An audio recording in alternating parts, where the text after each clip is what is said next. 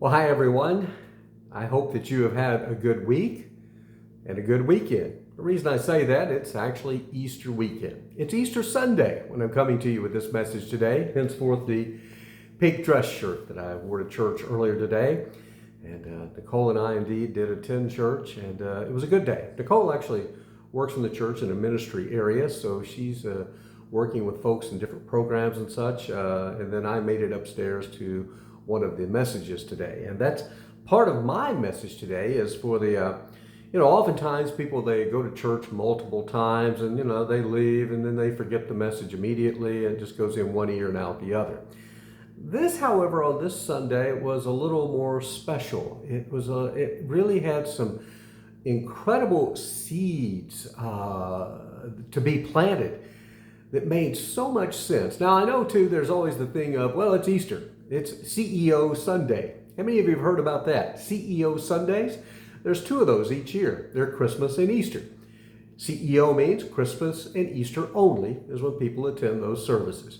And indeed, today, I know there were a lot of people there who will never be back until Christmas again. I mean, all the seats and pews were filled. Even overflow seating was filled. But that's just the way it is. But who knows? Maybe someone who's maybe wavering a little bit in their faith was there today, and they too came away from that service going, wow, those were some incredible seeds that have been planted in my mind and in my heart. Now, I know too that a lot of you come to our channel not for the travel videos, the cooking videos, things like that. You come looking for the grief videos that I did over the years. And the reality is, I'm coming up on 6 years now on my grief journey. And so I don't do as many of those messages anymore, but I do see the comments from you folks who comment on the videos that were recorded some 5 and 6 years ago. And most of you are in the early stages of grieving the loss of a loved one. And I want to say thank you for coming to the channel and checking out these videos. And I want you to know that your comments, while I don't react to every comment on the page, I do see them and I do appreciate the pain that you're growing through.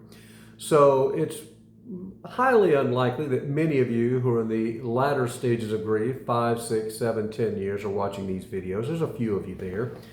But I still enjoy passing along some little bits of information as they start to come to light to me that still, even 6 years later, are part of my DNA to still talk about these things. I want to start off too by saying that I was really blessed in my life to have had two very godly women in my life. My first wife, Pam, she was raised in the church and we were in the church a lot. And, there'll be comments, some who, have become disillusioned by church, you no longer attend, things like that. Your faith has wavered. And that's not what the idea of this discussion is, though. I realize there's been a lot of pain and hurt in church. For me, though, I have found church to be a place of comfort. Now, in those early days of loss, it was not. I've done countless videos on how lonely church could feel because churches, quite honestly, are built on couples and families and things like that. That's just the reality. But I still find some refuge in church. And even in those days when I felt like an outcast after losing Pam, I still would go to church and still exercise my faith and did pick up comfort sometimes, and many times, in fact. And now I've been blessed with a second wife, and she too is an incredibly gifted, godly woman. I can't even begin to tell you how Nicole and Pam shaped how I looked at faith, and along that journey, how I was able to handle the good, the bad, and the ugly. They have both been wonderful, wonderful pieces of my life. And for that, I am grateful to God that He blessed me not once, but twice with godly women in my life. Doesn't mean everybody has to have a spouse. I want to, again, always put that out there. If you're single, if you're widowed and not looking for someone else, and I wasn't, I'm not going to get into that story. You're divorced, things like that, I get it. It's okay to continue on your path alone. That's your choice. That's the beauty of this life. We do get to make choices. Oftentimes we box ourselves in and think we can't do this and that when the only thing stopping us is us. That's all it is. And that's where I wanted to talk briefly about these two nuggets that I picked up today while attending church on this Easter Sunday 2025. One that really resonated with me, and I can remember it so well, is how the setback in life that you feel when you lose a spouse. It's like you're cut in half. You've lost half of yourself. I've heard some people describe it, it's like a person who maybe has had a leg amputated. And even though they know the leg is not there, they still have that sense that it is there, but that something is missing. And we all know that's kind of what grief is like. So the loss is very, very real. And depending on the depth of your love and your relationship, recovery time can be very, very long, a long road. Sometimes, not always. For me, it was a pretty long recovery. And I've had friends now who see me in social settings, and now I'm with Nicole and even my own kids and such, and they'll say, you're a different person. And they talk about, for 2 or 3 years, we didn't know if one day we were going to hear that maybe you weren't here anymore, that you'd done something silly, and I think we know what we're talking about there. And they've told me how even some of my people that I work with have told me that I'm a different person now. And I think what it is, I was incredibly sad and deep in my grief. And at times I could put on the happy face. We've talked about that before. And I could make things seem like they were okay when deep down in my heart and soul they weren't. But now I can say, heading into the 6th year, that yes, I am better. And I'm glad that people see that I have changed for the better. I mean, it's always been me. I have one of my best friends in life. He put it best. He goes, it's like the old Jack is back. And I thought that was great. And I've also been blessed that a lot of our friends, when I say our friends, Pam and I had in our years of marriage, they've transferred right over. And they have just come to love Nicole just as much as me. And we've picked up those relationships. Some, not so much. And we all get that. We know that. We've seen the stories and heard about how couples drop away after someone loses a spouse, things like that. But I've been blessed. The vast majority have stayed in contact with me. But let's talk about the setback of loss and how debilitating it can be. And we have to address it. And that's what I heard in the message this morning that I'd never thought about, but I actually do believe I put it into service. This was the note, and I wrote it down because I wanted to get it right. The pastor said, past setbacks are fertile ground for current and future comebacks. Let me read that one more time. Past setbacks are fertile ground for current and future comebacks. And I started thinking about it, and I thought, yeah, when you lose someone, it's like your chest is ripped open, the heart is taken out, the zest for life is gone, and that deep darkness of loss begins to really engulf you. But once you go through the grieving process, you start to see that, well, maybe I can make some progress and continue pushing forward by doing this. One of the things I did, of course, was starting a podcast about grief and loss and sharing my grief. And I found that the ground was fertile for these messages. And so I started sharing those messages. And as I did that, and then I connected with other people who were going through various forms of loss, I could feel my heart being filled a little bit for a change. I was actually starting to go, okay, I get it. Having a little impact here, exchanging ideas. And then I started doing, a few more videos and things like that.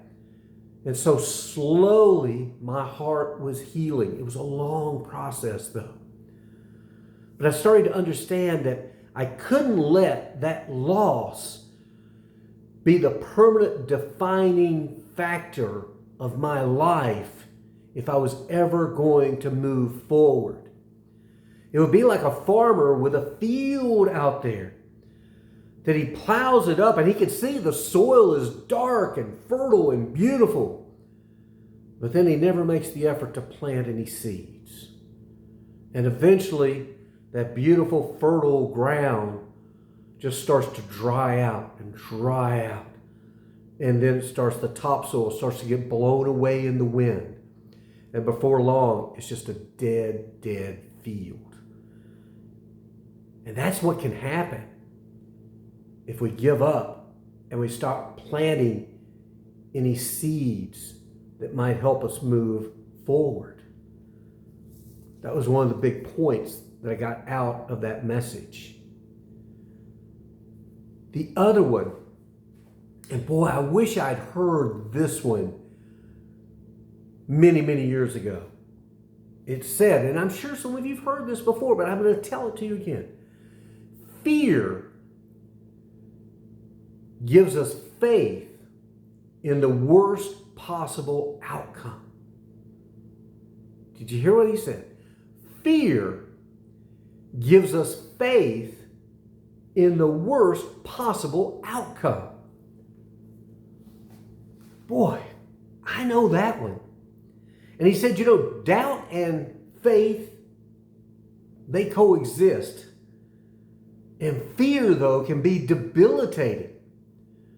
We're afraid to do anything. We're like paralyzed after we lose someone. I can't do this. I can't do that. This will happen. That will happen. We start projecting the worst possible things that could happen in our lives, all out of fear. And a lot of it's unfounded fear because we haven't even tried it. But we may go, oh, but so-and-so tried this, and wow, look at them now. You're not them. I got Nicole a necklace when we first met because, of course, she was still adjusting to being in America and being away from family and friends who were half a globe away. And there were things she didn't understand in our country. And sometimes she would be fearful of things. And I got her this necklace that said, faith over fear. Wow, I wish I'd gotten that many moons ago. I can remember, too, with Pam, when she first was diagnosed with cancer. I was thinking the worst.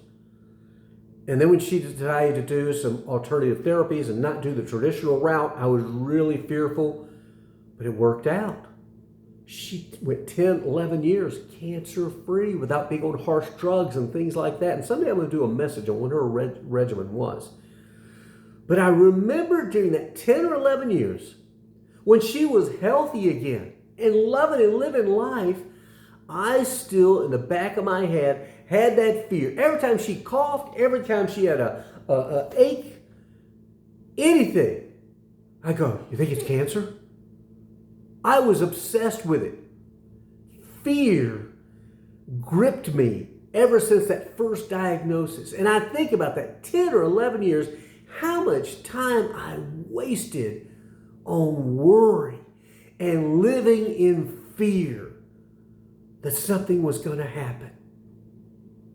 Boy, I'd love to have those years back. And so I'm trying, as I continue pushing forward in this life, to have less fear. And those of you who've lost a spouse, you know what I'm talking about, though. Once we've lost someone, seems like the fear factor does go out. We've been through the worst thing possible. What do we have to fear next? Well, I'm going to tell you, somehow, some way, I've still figured out how to be afraid of some things. And so I have to keep reminding myself to not let fear take over my life. I have to have faith over fear. Because again, that line, fear gives us faith in the worst possible outcome. I hate that, don't you? I don't want to live that way. That's about it. I do hope this message resonates with some of you. I hope maybe like I did today, you'll take away a couple of those nuggets and use them. Who knows too, it may draw you back to your faith if you've walked away from it on this Easter Sunday. So again, final review, kind of like being in a class. Past setbacks, let's use those as fertile ground for current and future comebacks. And let's remember that all fear does is give us faith in the worst possible outcome. Don't want that, do we? Thanks for watching. Please share this video with others and give it a thumbs up as well. And maybe if you're not a subscriber, we'd love to have you. Have a great day. Better yet, a better tomorrow. And bye now on this Easter Sunday.